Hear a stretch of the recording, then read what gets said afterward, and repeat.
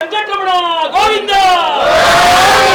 अयोध्यापति रामचंद्र महाराज की पवन सुत हनुमान की श्री चन्नकेशव सेवा समिति के सर्व भक्त जन वृंद के ದೇವಸ್ಥಾನಕ್ಕೆ ಹೋಗೋದು, ಧ್ಯಾನ ಮಾಡೋದು, ಭಜನೆ ಮಾಡೋದು, ಯೋಗ ಮಾಡೋದು ಇವೆಲ್ಲ ನಮ್ಮ ಜೀವನಕ್ಕೆ ಅಲಂಕಾರ.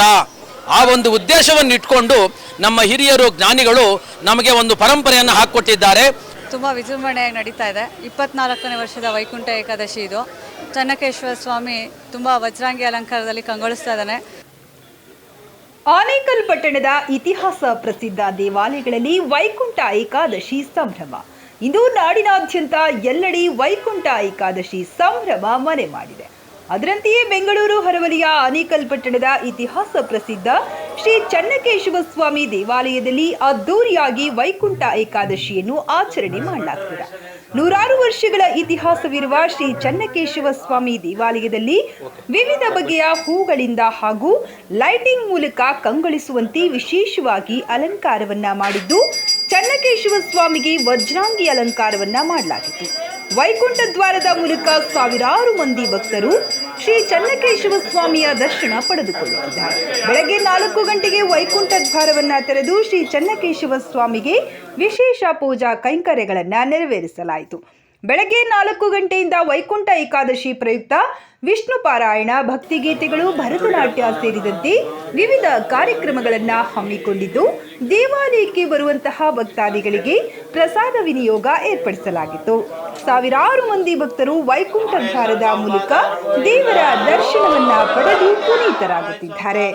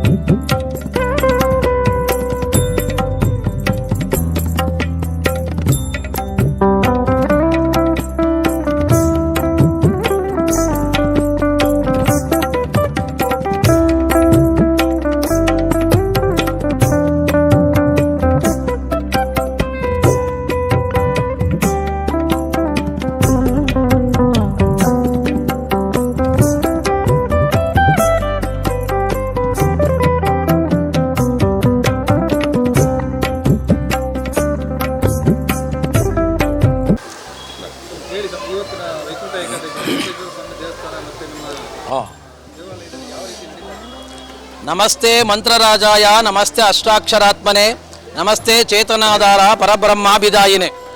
ಸಜ್ಜನ ಬಂಧುಗಳೇ, ನಮ್ಮ ಡಿ.ವಿ. ಗುಂಡಪ್ಪನವರು ಮಂಕುತಿಮ್ಮನ ಕಗ್ಗದಲ್ಲಿ ಹೇಳ್ತಾರೆ, ದೇವಮಂದಿರ ಭಜನೆ ಪೂಜೆ ಪ್ರಸಾದಗಳು ಜೀವನದ ಅಲಂಕಾರ ಮನಸ್ಸಿನುದ್ಧಾರ, ಭಾವವಂಶುಲ್ಲ ಜಗದಿಂಬಿಡಿಸಿ ಮೇಲೊಯ್ಯುವುದು ಔದಾದೊಡಂ ಉಳಿತು ಮಂಕುತಿಮ್ಮ ಅಂಥೇಳಿ.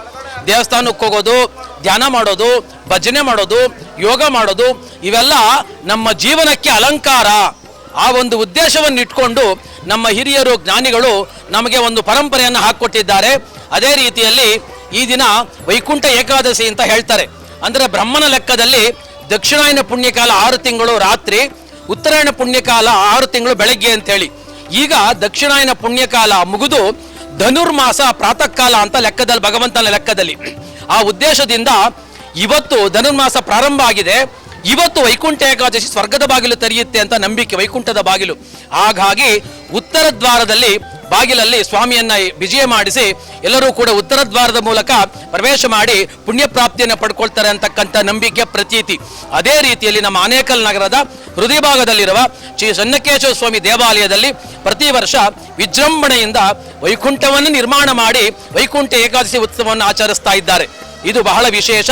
ಸಾವಿರಾರು ಜನ ಭಕ್ತಾದಿಗಳು ಸಹಕಾರ ಕೊಟ್ಟು ವೈಭವವಾಗಿ ಸ್ವಾಮಿಯನ್ನು ದರ್ಶನ ಮಾಡಿ ಪ್ರಸಾದವನ್ನು ಸ್ವೀಕರಿಸಿ ಅನುಗ್ರಹವನ್ನು ಪಡೆದು ಹೋಗ್ತಿದ್ದಾರೆ. ಇದೇ ರೀತಿಯಲ್ಲಿ ಈ ಸನ್ನಿಧಿಯ ಪ್ರಾಕಾರದಲ್ಲಿ ದಕ್ಷಿಣಾಭಿಮುಖವಾಗಿ ಜಗದ್ಗುರು ರಾಮಾನುಜರು ಮಾಡಿದ್ದಾರೆ, ಸನ್ನಿಧಿ ಮಾಡಿದ್ದಾರೆ. ಇದು ನಮಗೆ ಶ್ರೀಪೆರುಂಬುದೂರು ಕ್ಷೇತ್ರವನ್ನು ನೆನಪಿಗೆ ತರುತ್ತೆ. ಶ್ರೀಪೆರುಂಬುದೂರು ಕ್ಷೇತ್ರದಲ್ಲಿ ಚೆನ್ನಕೇಶವ ಸ್ವಾಮಿ ಇದೇ ರೀತಿ ಪೂರ್ವಾಭಿಮುಖವಾಗಿ ನಿಂತಿದ್ದಾನೆ, ದಕ್ಷಿಣಾಭಿಮುಖವಾಗಿ ರಾಮಾನುಜರು ದರ್ಶನ ಕೊಡ್ತಾ ಇದ್ದಾರೆ. ಈ ಕ್ಷೇತ್ರಕ್ಕೆ ಬಂದು ದರ್ಶನ ಮಾಡಿದರೆ ಶ್ರೀಪೆರುಂಬುದೂರು ಕ್ಷೇತ್ರದ ತೀರ್ಥಯಾತ್ರೆ ಫಲ ಏನು ಸಿಗುತ್ತೋ ಅದೇ ಇಲ್ಲಿ ಪ್ರಾಪ್ತವಾಗುತ್ತೆ ಅಂತ ಹಿರಿಯರು ಹೇಳಿದ್ದಾರೆ. ಆ ಉದ್ದೇಶದಿಂದ ಎಲ್ಲರೂ ಸೇರಿ ವೈಭವವಾಗಿ ವೈಕುಂಠ ಏಕಾದಶಿ ನೆರವೇರಿಸ್ತಾ ಇದ್ದಾರೆ. ಎಲ್ಲರಿಗೂ ಕೂಡ ಭಗವಂತನ ಸನ್ಮಂಗಳವನ್ನು ಉಂಟು ಮಾಡಲಿ ಅಂತ ಪ್ರಾರ್ಥನೆ ಮಾಡ್ತಾ ಸರ್ವೇ ಜನಾಃ ಸುಖಿನೋ ಭವಂತು, ಸಮಸ್ತ ಸನ್ಮಂಗಳಾನಿ ಭವಂತು. ಎಲ್ಲರೂ ನೋಡ್ತಾ ಇರೋ ಥರ ಜನರು ತುಂಬ ಎಂಜಾಯ್ ಮಾಡ್ತಾ ಇದ್ದಾರೆ. ಇದನ್ನು ತುಂಬ ಕಾತರದಿಂದ ಎಕ್ಸೈಟ್ಮೆಂಟಿಂದ ನೋಡಿಕೊಂಡು ಎಂಜಾಯ್ ಮಾಡಿಕೊಂಡು ಫೋಟೋಗಳು ತೊಗೊಂಡು ಹೋಗ್ತಾ ಇದ್ದಾರೆ.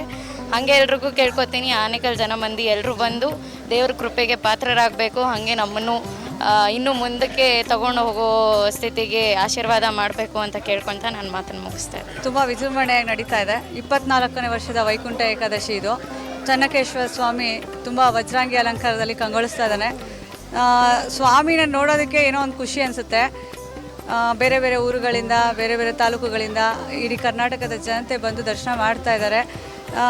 ಭಕ್ತಾದಿಗಳು ಈ ದಿನ ಏನಪ್ಪ ಅಂತಂದರೆ ಉಪವಾಸ ಇದ್ದು ವಿಷ್ಣುವಿನ ದರ್ಶನ ಮಾಡಿ ವೈಕುಂಠ ದ್ವಾರದಲ್ಲಿ ಬಂದರೆ ಮೋಕ್ಷ ಪ್ರಾಪ್ತಿಯಾಗುತ್ತದೆ ಅನ್ನೋಂಥ ಪ್ರತೀತಿ ಕೂಡ ಇದೆ.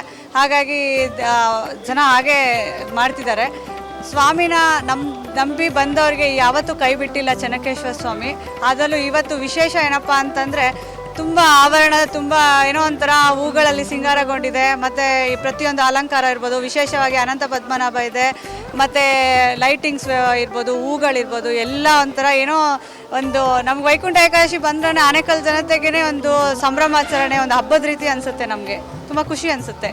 ಬೆಳಗ್ಗೆ 4 ಗಂಟೆಗೆ ವೈಕುಂಠ ದ್ವಾರದ ದರ್ಶನ ಆಯಿತು, ಮಹಾಮಂಗಳಾರತಿ ಆಯಿತು. ಮತ್ತು ಬೆಳಗ್ಗೆ 5 ಗಂಟೆಯಿಂದ ರಾತ್ರಿ 12 ಗಂಟೆವರೆಗೂ ಪ್ರಸಾದದ ವಿನಿಯೋಗ ನಿರಂತರವಾಗಿ ನಡೀತಾ ಇದೆ.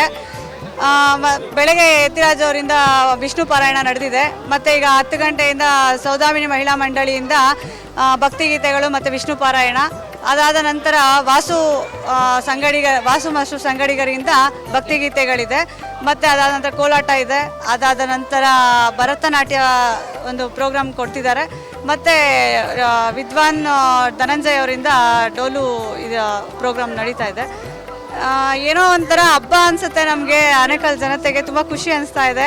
ಸ್ವಾಮಿ ಅಂತೂ ಇವತ್ತು ಅಲಂಕಾರ ತುಂಬ ಚೆನ್ನಾಗಿದೆ, ವಜ್ರಾಂಗಿ ಅಲಂಕಾರದಲ್ಲಿ ಎಷ್ಟು ನೋಡಿದ್ರೂ ಕಣ್ ತುಂಬಿಕೊಂಡ್ರೂ ಸಾಲ್ತಾ ಇಲ್ಲ, ಅಷ್ಟು ಚೆನ್ನಾಗಿದೆ. ಎಲ್ಲ ಭಕ್ತಾದಿಗಳು ಬಂದು ದೇವರ ದರ್ಶನ ಪಡೆದು ದೇವರ ಕೃಪೆಗೆ ಪಾತ್ರರಾಗಬೇಕು ಅಂತ ಕೋರ್ಕೊಳ್ತಾ ಇದ್ದೇವೆ. ಮತ್ತು ಸರತಿ ಸಾಲಿನಲ್ಲಿ ಬಂದು ಸ್ವಲ್ಪ ಕೊರೋನಾ ಮತ್ತೆ ಸ್ಟಾರ್ಟ್ ಆಗ್ತಿದೆ ಅನ್ನೋಂಥ ಒಂದು ಇದಿದೆ. ಎಲ್ಲ ಮಾಸ್ಕ್ ಧರಿಸಿ ಸಾಮಾಜಿಕ ಅಂತರ ಕಾಯ್ದುಕೊಂಡು ದರ್ಶನ ಪಡೆಯೋದಕ್ಕೆ ಅಭಿವೃದ್ಧಿ ಮಂಡಳಿಯವರು ಎಲ್ಲ ವ್ಯವಸ್ಥೆ ಮಾಡಿದ್ದಾರೆ. ಅದೇ ರೀತಿ ನಮ್ಮ ಭಕ್ತಾದಿಗಳನ್ನು ಅದಕ್ಕೆ ಸಹಕರಿಸಿ ದೇವರ ದರ್ಶನ ಪಡಿಬೇಕು ಅಂತ ವಿನಂತಿ.